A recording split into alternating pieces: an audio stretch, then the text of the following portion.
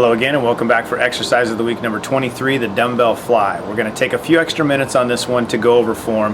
As we get into the dumbbell exercises, we want to make sure you understand how to do them safely and get the most out of each exercise. So we'll show you an example of a male and a female doing the exercise, and when we're done, we'll come back and introduce you to exercise of the week number 24. All right, to begin the dumbbell fly, start with both dumbbells directly up over the chest. From that position, what you're going to do is think about making like a half circle motion. So as Josh lowers the dumbbells down to the sides, he keeps a bend in the elbow, drops it down as far as he can to stretch out the chest, and then without changing the angle in the arms, pull back up through using your chest, using the pecs. Try and maintain the exact same plane each rep as you go through the exercise.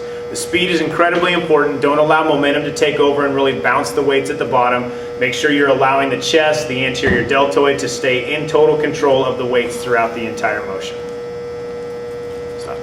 All right, so here again, Kaylee's going to show us the same form. Again, the elbows will bend as she lowers it down to the sides.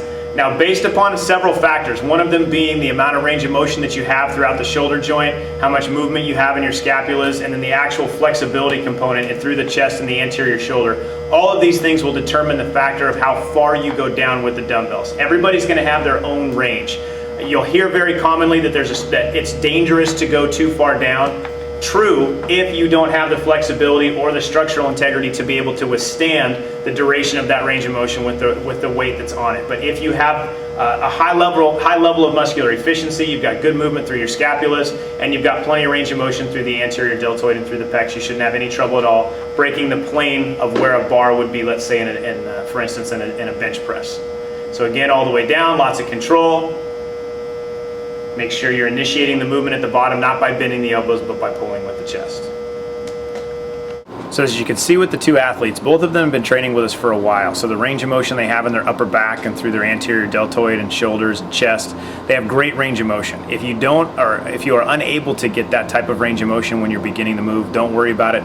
Go at a level that your body will allow. The way to know is if you start to feel any type of strain or discomfort through the shoulder joint, you know you've gone beyond what your body is anatomically capable of at this point. So be careful with the form, make sure you don't go too far. Next week, come back and we're going to do exercise of the week number 24. We're going to stick with dumbbells and go with the kneeling military press.